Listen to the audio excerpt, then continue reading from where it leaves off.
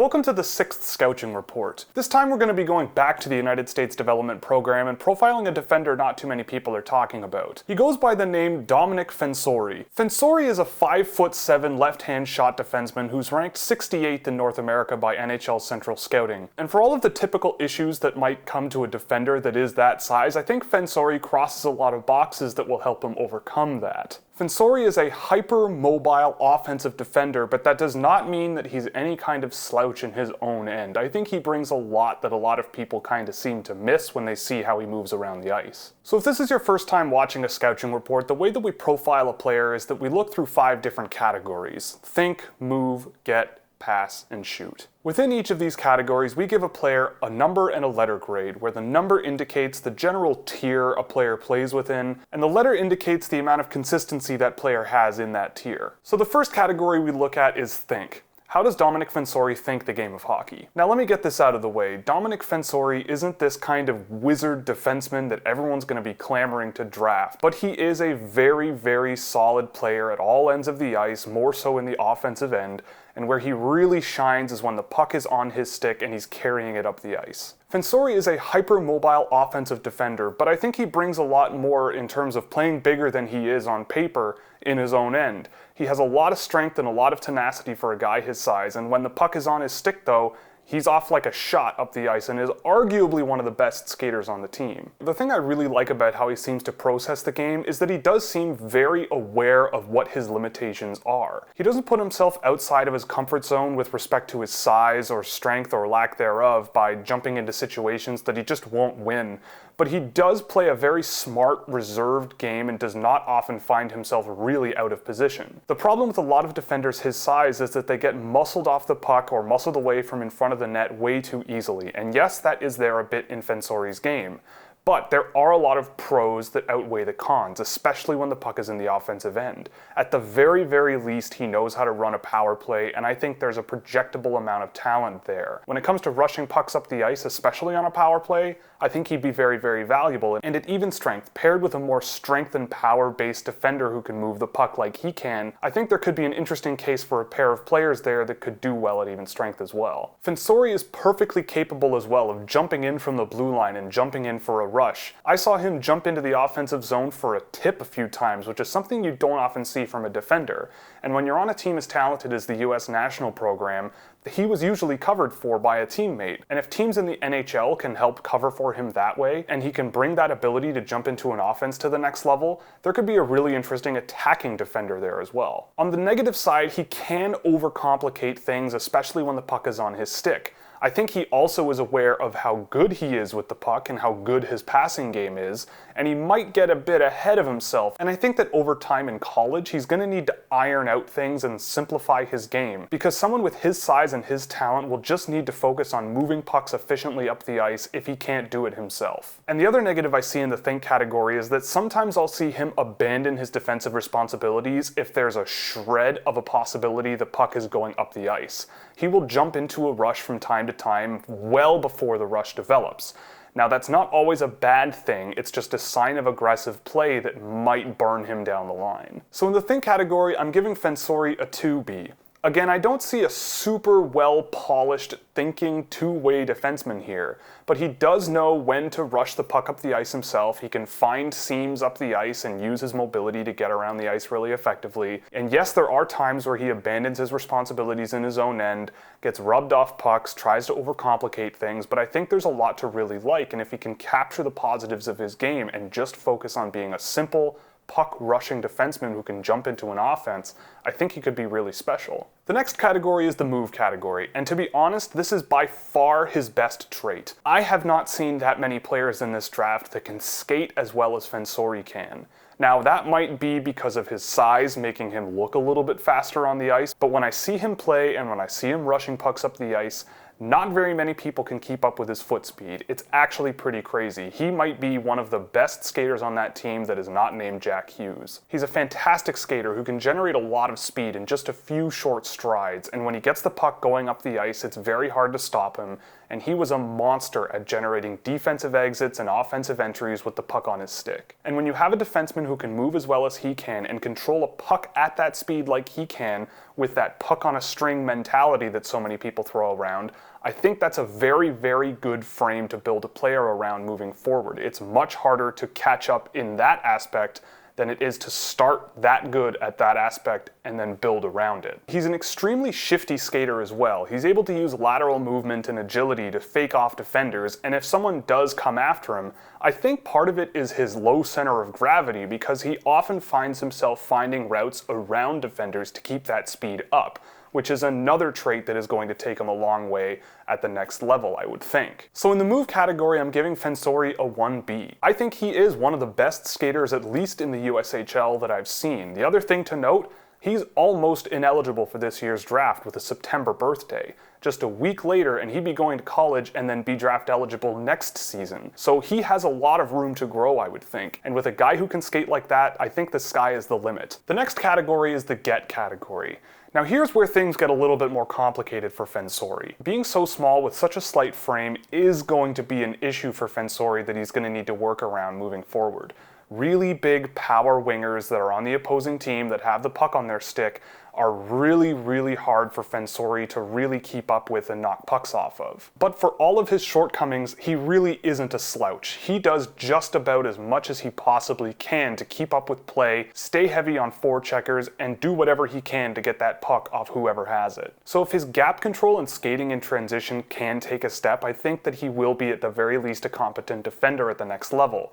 It's just that there are some limitations that there's not much else you can do about. The bright side is that his footwork and mobility is at such a high level that with a bit of time and a bit of coaching and a bit more experience, he might be able to close down those gaps, stay tight to whoever's forechecking, and do whatever he can with some extra strength that he will build over the years to get pucks off guys and move forward back up the ice. And similar to a previously profiled player in Bobby Brink, the instincts are there. The instinct for Fensore to pressure forecheckers and try to get pucks off guys as a defender is something that a lot of young players tend to lack at most times, but he does bring it quite often. There are times where he will take the foot off the gas pedal, will kind of have a bit of a lazy back check in his own end, but there are times where he has shown, similar to Cam York, that he's able to break pucks up in transition. So if that can come a step, then I think that there's going to be a competent defensive player there and he can help get pucks back up the ice. So for this category, I'm giving Fensore a 2D. Now the 2 really comes from just how mobile he is and the overall instinct he has when it comes to getting the puck back and back checking. It's all there, just the limitations are physical. His size just straight up does not allow him to pressure guys the way that guys who are 3, 4, 5 inches taller might. The D just comes from overall inconsistency. There are shifts where he might take the foot off the gas pedal, and if he's going to find success at the next level,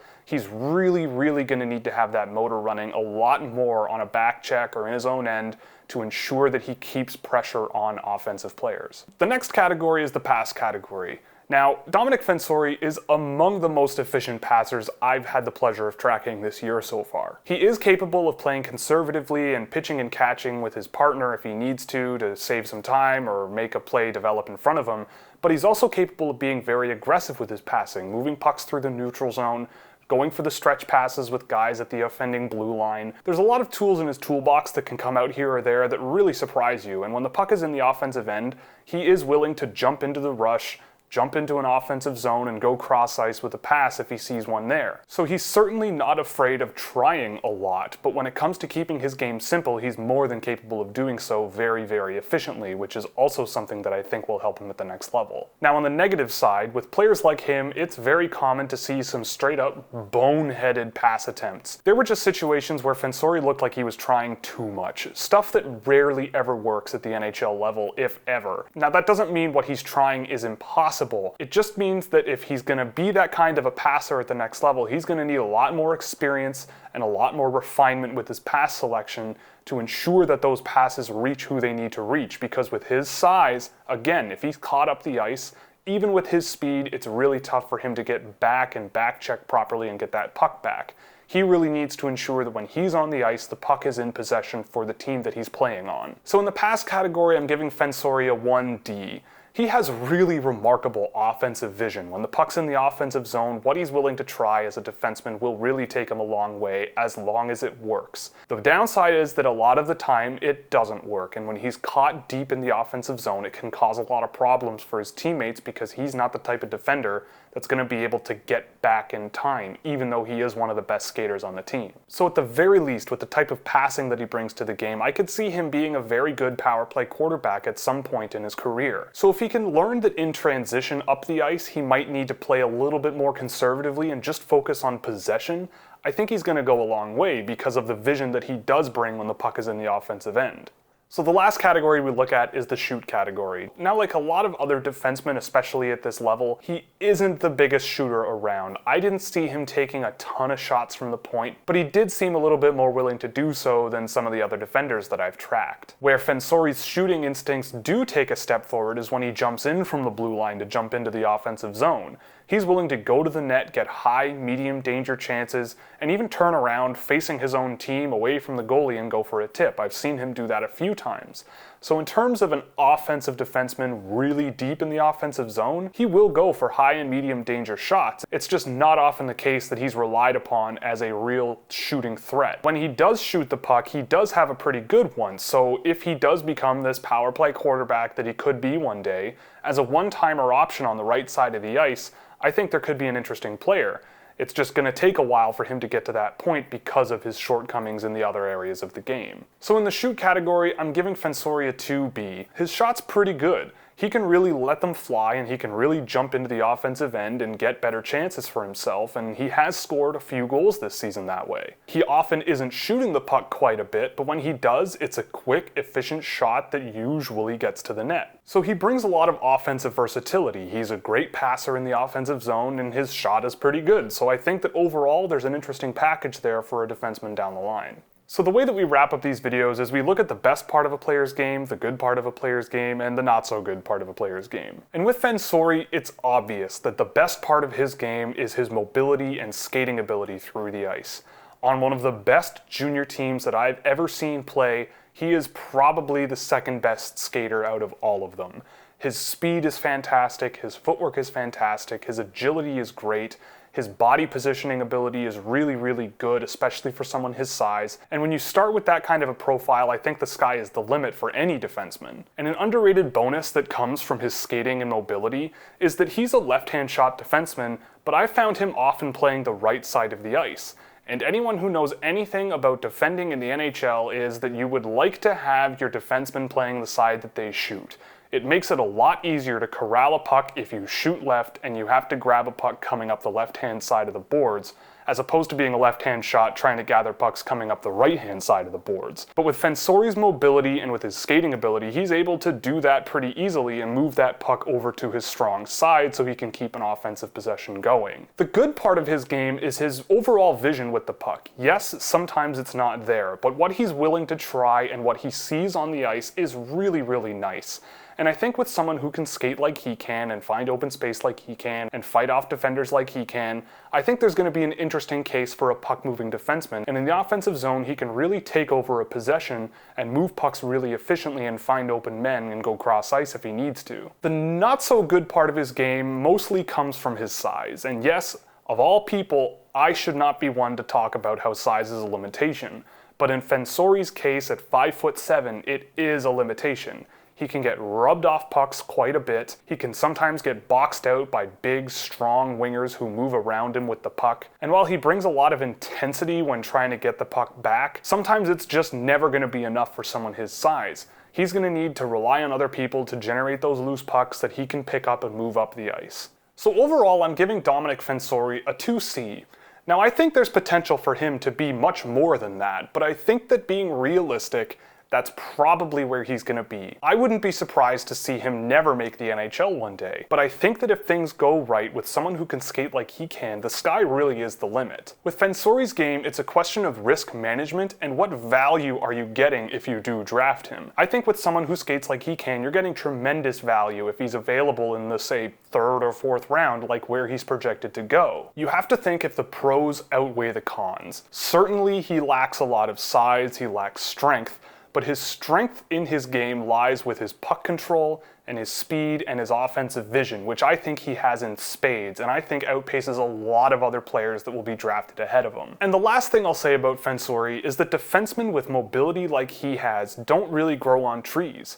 If he was the size of my cell phone taller, he might be considered one of the best defensive prospects available in this year's draft. So if he can refine his patience and pass selection a little bit, and build on his overall skating ability and his ability to rush pucks up the ice, there could be a very interesting offensive defenseman. He might need to be a bit more defensively aware of forecheckers when pucks are hemmed in corners. He might need to get a bit more strength for his low center of gravity to prevent high danger chances. But when he has the puck on his stick and when he's moving pucks around the offensive zone, he's a really, really fun little defenseman to watch, and I think for him, the sky is the limit. So that's it for Scouching Report number 6. I hope you enjoyed. If you did, you can click all the buttons below me so that you never miss another video. If you really liked the show, you could consider supporting us on Patreon, where you get access to spreadsheets and data feeds and web tools. There's plenty of goodies there. But if you also want to support the channel another way, you can buy some merch at the Scouchware shop. So that's all, and we'll see you in the next one.